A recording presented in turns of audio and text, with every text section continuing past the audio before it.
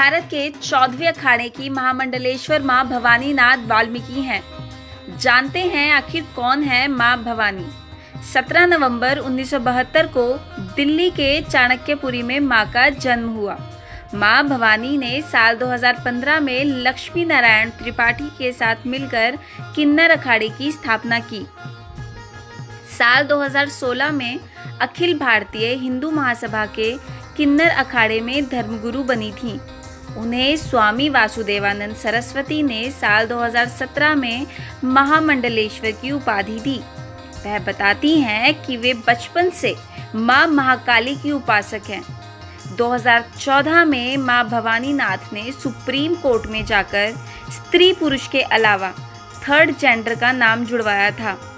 आम आदमी पार्टी ने 2019 में हुए लोकसभा चुनाव में अपने पहले किन्नर उम्मीदवार के रूप में प्रयागराज से किन्नर अखाड़े की महामंडलेश्वर भवानीनाथ वाल्मीकि को चुनाव में उतारा था। अंतर्राष्ट्रीय फिल्म महोत्सव के निर्णायक मंडल की सदस्य रही 48 वर्षीय मां भवानी सामाजिक कार्यकर्ता भी हैं। चलिए आपको दिखाते हैं मां भवानी से करंट न्यूज़ की मुलाकात के कुछ अंश। नमस्कार दोस्तों, आप देख रहे हैं करंट न्यूज़। आज जिस शख्सियत की हम आपसे परिचय करवाने वाले हैं वो वास्तव में किसी भी परिचय के मोहताज नहीं। किन्नर अखाड़ा दिल्ली प्रांत के महामंडलेश्वर माँ भवानी जी। माँ भवानी जी, सबसे पहले मैं आपको प्रणाम करता हूँ। जय श्री महाकाल। करंट न्यूज़ में आपका हार्दिक अभिनंदन है। धन्यवाद। माँ भवानी जी, आजकल विश्व में एक कोरोना महामारी चली हुई है जिसमें हमारा देश भारत भी पीड़ित है। कई लोगों का कहना है कि ये बीमारी चाइना से और मुस्लिम कंट्री से आई है। इस बीमारी में मुस्लिम समुदाय का बहुत हाथ है। आपकी इस पे क्या राय है? देखिए, पहली बात तो ये मुस्लिम कह देना बहुत गलत बात है, बहुत ही गलत बात है, क्योंकि हम सत्य सनातनी हैं और हिंदुस्तान में रहते हैं। तो मेरे सत्य सनातनी में किसी एक वर्ग को लेके ये पॉइंट आप लोग नहीं रख सकते कि मुस्लिम समाज, मुस्लिम मेरा भाई है, आज़ादी की लड़ाई लड़ी है, कोई आज का नहीं। सूफी संत समाज मेरा आदिकाल से साथ चल रहा है। संतों का, महंतों का और सूफियों का देश है। और एक सिर्फ एक जमात को लेके, जमात एक सिलसिला है, तो उसको लेके आप पूरी मुस्लिम समाज पे उंगली नहीं उठा सकते। कोरोना वायरस जब मदली थी तमाज से पहले 700 लोग जो चीन गए थे मेरे व्यापार के तौर पे, तो वो वहाँ से आया है। और ये जो भी बीमारी है ये बड़े लोगों की लापरवाही के कारण और कुछ निजी मेरी सरकार के कारण, क्योंकि जिस समय हमारे देश में पता चला कि विदेशों से पता चल गया कि दिसंबर में कोरोना बीमारी एक फैल रही है, तो मेरी उस समय देश को और मेरे समाज को और मेरी जितनी भी संस्थाएं थी एयरपोर्टों पे इन्हों को स्क्रीन टेस्ट कर देनी चाहिए थी। उस समय उन्होंने वहाँ पे लापरवाही करी। उन 700 लोगों को नज़रअंदाज करके और मैं एक समाज के ऊपर उंगली नहीं उठा सकती। ये बहुत गलत बात है। और ये कोरोना एक अदृश्य दुश्मन है।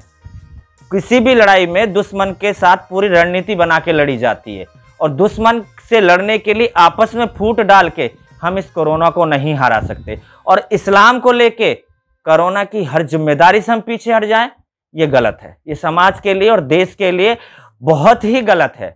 हमें इस समय सारे मुसलमान भाइयों को साथ लेके बढ़कर और उन बातों को, जो गलतियां हुई हैं, गलतियों को सुधार के और एक होके चलना पड़ेगा। जब भी हम कोरोना से लड़ पड़ेंगे। एक समाज के ऊपर उंगली उठाने से कोरोना जाने वाला नहीं है। इस समय हाँ जी, चाहे महाराष्ट्र हो, हाँ जी, चाहे उत्तर प्रदेश हो, हाँ जी, पूरे देश में जो साधु संतों की हत्या हो रही है, हाँ, उससे पूरा देश दुखी है। अभी पालघर में जो 2 संतों की हत्या हुई, उसमें कई संत समाज कह रहे हैं कि हम लॉकडाउन के बाद में पालघर कूच करेंगे। तो आपकी क्या राय है? पहली बात तो मैं महाराष्ट्र सरकार से पूछना चाहती हूँ इसको मॉब लिंचिंग का कैसे हम एक मुखौटा पहना सकते हैं? मॉब लिंचिंग होती है बिना प्रशासन ना हो, एक जनता का भीड़ किसी की नहीं सगी नहीं होती, भीड़ का कोई समुदाय नहीं होता। और आज हम कहते हैं जी वो आदिवासी, आदिवासी मेरे हैं। उन आदिवासियों को 2500 लोगों को एकदम से एक रात में वहाँ पे खड़ा कर दिया गया, तो ये कोई सोची समझी साजिश है। और ये संतों के साथ सॉफ्ट टारगेट बना के हिंदुस्तान में कोरोना से लड़ने की जगह हम धर्म विशेष को लेकर लड़ रहे हैं। मॉब लिंचिंग का तुमने बात उठाई, बात कहीं भी डिबेट देखो, विपक्ष हमने किस लिए चुना था? विपक्ष इसलिए चुना था निरपक्ष इंसानियत की बातें करें। और संत समाज के साथ ये हुआ है, ये बहुत ही गलत हुआ है। और क्यों नहीं करे संत, क्यों नहीं संत कूच करे? संत हुआ, आज तक तुमने जितनी भी सरकार हुई 70-72 साल हो गए, स्पेशल आज तक संतों के लिए, महंतों के लिए कौन सी समाज ने और कौन सी सरकार ने अलग से पैकेज दे के बनाया था? वही किन्नर समाज का हाल है, वही संत का हाल है। आज पब्लिक, आम औरत पब्लिक रोटी बेरोजगारी के लिए भरी, लेकिन अभी तक संतों ने सरकार पे उंगली नहीं उठाई कि हमारे संतों के लिए कुछ कीजिए। हम किन्नरों ने आज तक सरकार से नहीं बोला कि हमारे लिए कुछ कीजिए, लेकिन फिर भी एक संतों को पुलिस प्रशासन के सामने उन 2 संतों को ऐसे भेड़ बकरियों की तरह परोस दिया गया।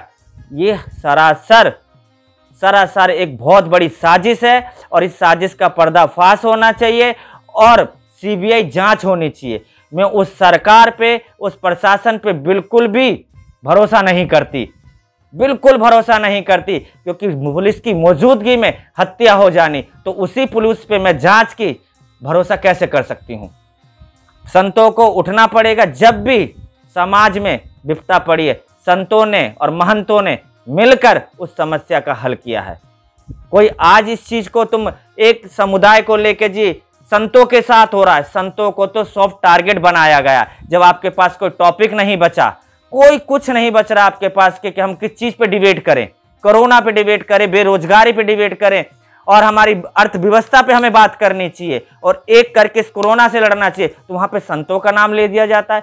जो हत्या हुई है, इंसानियत की हत्या हुई है, चाहे बीजेपी सरकार हो, चाहे कांग्रेस सरकार हो, इस समय मौजूदा जो भी सरकार है, पक्ष विपक्ष, सबसे पहला धर्म हमें इंसानियत का धर्म सीखना चाहिए।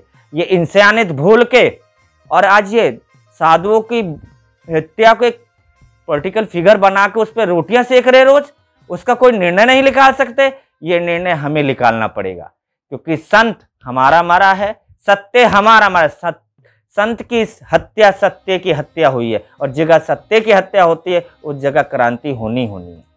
और हम इंतजार कर रहे हैं, या तो स्पष्टीकरण से इसकी सीबीआई जांच हो, एनआई जांच हो और इन पर जल्दी से जल्दी उस समाज को निकाला जाए कि जिसने लॉकडाउन के समय इतने सारे पब्लिक, 2500 पब्लिक, एक चित्रा चौधरी करके लेडी सी 3 घंटे वो पब्लिक को रोक सकती है। 3 घंटे में कहां से पुलिस नहीं आ सकती थी? आ सकती थी, लेकिन सोची समझी साजिश थी जो संतों को बनाया गया टारगेट, क्योंकि इधर तबलीग की जमात को टारगेट बना दिया गया, इधर संतों को टारगेट बना दिया। तो कोरोना कहां गया इस बीच में? कोरोना से हमें लड़ना है, अर्थव्यवस्था से लड़ना है और उस सोच से लड़ना है जो हमारे समाज को तोड़ रही है। इस तोड़ने वाले शख्स को ढूंढ के उसको सजा पहले देनी है। आदिवासी इंसान है, आदिवासी इंसान है, उनको वक्त का तुम सुविधा नहीं पहुंचा सकते, जरूरतें नहीं पहुंचा सकते, लेकिन उनके मन में ये पाप भरने वाले इंसान कौन है, वहां से वोट लेने वाले इंसान कौन है, वहां से जीतने वाले उसका प्रतिनिधि का जिम्मेदारी बनती है कि उसने इस पब्लिक को रोका कैसे नहीं। पब्लिक ऐसे कैसे भी मुख दर्शन बन गई, पुलिस कैसे डर गई उस भीड़ से जो उन पुलिस के सामने संत मारे गए। इस पे सोचने का विषय है। और ये सोच, ये जो बैठ के टीवी पे डिबेट करते हैं ना, ये सोचते कि समाज समझ नहीं रहा। समाज दोनों पक्षों को समझ रहा है, लेकिन समाज को पहले इंसानियत बचानी है। ना यहाँ पे हिंदू लड़ रहा है, ना यहाँ पे मुसलमान लड़ रहा है, सिर्फ राजनेता लड़ रहे हैं। और राजनेताओं की लड़ाई में, 2 बंदरों की लड़ाई में कोरोना जीत जाएगा एक दिन, देख लेना। और इंसानियत हारनी पड़ेगी, नहीं तो कोरोना को हराना है तो इंसानियत को जिताना पड़ेगा हमें। आज कल जो ये माहौल चल रहा है, हाँ जी। ऐसे में आप समाज को, देश को क्या संदेश देना चाहते हैं? देखिए, मैं सिर्फ समाज को ये कहती हूँ कि आज सिर्फ बचाने का, अपने को बचाने का नहीं, अपनी मोहब्बत बचाने का, अपने टूटे रिश्ते बचाने का, अपना जो लापरवाही में हमने समय खो दिया है उसको बचाने का है, अपने परिवार को, अपने देश को जोड़ने का वक्त है। सिर्फ कोरोना से बचने का नहीं, पूरे समुदाय को बचाना, अपनी परंपराएं बचानी, अपनी सभ्यताएं बचानी है। तो इसलिए सेफ रहिए, सुरक्षित रहिए, सोशल डिस्टेंसिंग का पालन कीजिए, और जो इस समय मौजूदा सरकार और माननीय प्रधानमंत्री जी जो कर रहे हैं वो देश हित के लिए कर रहे हैं। राजनीति हित तो हम कोरोना के बाद भी लड़ सकते हैं, राजनीति हम बाद भी कर सकते हैं, धर्म की बातें हम बाद में भी कर सकते हैं। जय श्री महाकाल। ध्यान रखिए, सेफ रहिए, सुरक्षित रहिए, हाथ जोड़ के सिर्फ यही है। और मैं फिर दोबारा कहती हूँ, साधु और सूफियों को मुद्दा ना बनाइए, कोरोना का मुद्दा करके आप इस कोरोना से लड़ने की कोशिश कीजिए।